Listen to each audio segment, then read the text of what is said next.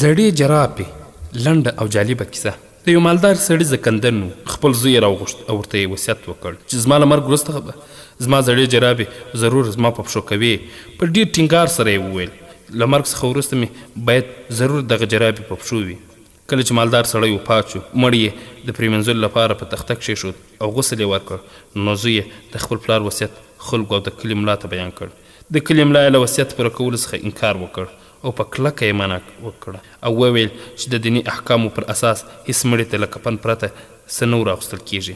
خو د مړي زوی په دې ټینګار کاوه چې د پلار وصیت یې باید پر ځای شي. په پایله کې خبره دومره لویه شوه چې د مسلې د حل لپاره د ښار ټول علما راغونډ شول. خو موضوع د حل پر ځای شخړې او مناقشې ته لاړه. بحث او مناقشه روانه وه چې یو ناڅاپه مجلس ته یو سړی راغی.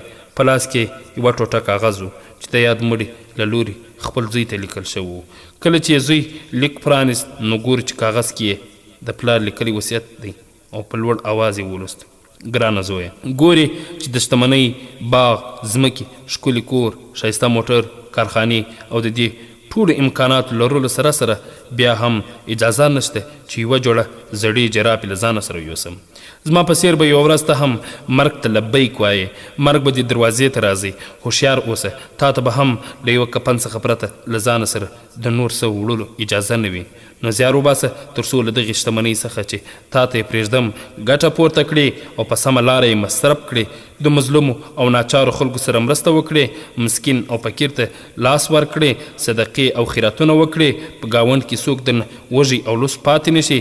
تل داسې کارونه وکړه چې نورو ته یې ګټه ورسیږي او د الله جل جلاله د رضا سبب وګرځېږي. ځکه یوازینی شی چې له تا سره به قبر ته ځي هغه ستا عملونه دي. نو ډېر هوښیار اوسه تر څو خپل راتلونکی د تیارو کور سم ودان او روښانه کړي.